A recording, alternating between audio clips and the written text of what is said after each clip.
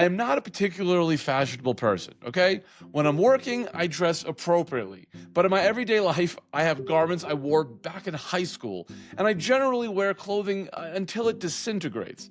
But a lot of people care deeply about fashion, and that's why Paris's Fashion Week generates over 1.2 billion euros for the local economy each year.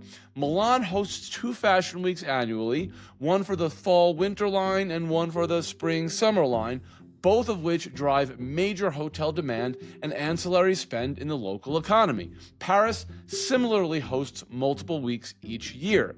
Now, with the last Olympics held in Paris and Milan preparing to host the Winter Games in February, comparisons between the two cities' hotel performance are inevitable. So we decided to stir the proverbial sibling rivalry just a bit and compare how each city performed during this year's fashion weeks. So we'll start with Milan. For the spring-summer collection, we saw year-over-year pricing drops across the board. The aggregation of hotels across all the star levels fell about 13.5% year-over-year. Even the resilient 5-star segment dropped nearly 4%, while the 4-star hotels fell 10.5%. The winter collection was slightly better, showing slight gains in the 3 and 5-star tiers, but the aggregation of hotels across all star levels still slipped 7%. Overall performance was very modest compared to the prior year. Paris, however, is a completely different story. We saw positive year-over-year jumps across all classes for both seasonal collections.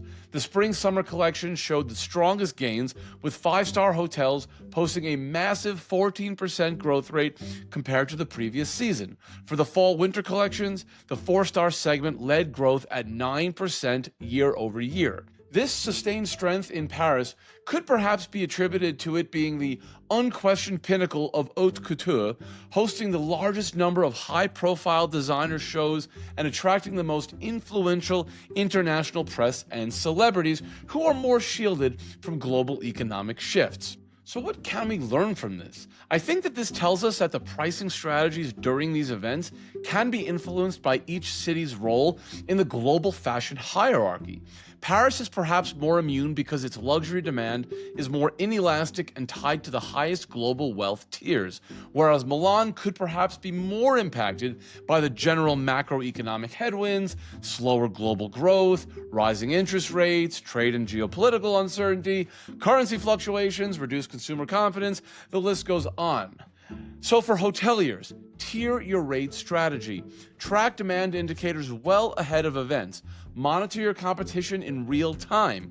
You must identify whether your event is driving resilient, inelastic demand or more price-sensitive, volume-based demand. Price accordingly. This is key to maximizing RevPAR. Thank you for joining me, and now that I'm done recording, I'm going to go change into something much less fashionable. And until next time, my name is Blake Ryder, and we will see you next time on Lighthouse Quick Takes.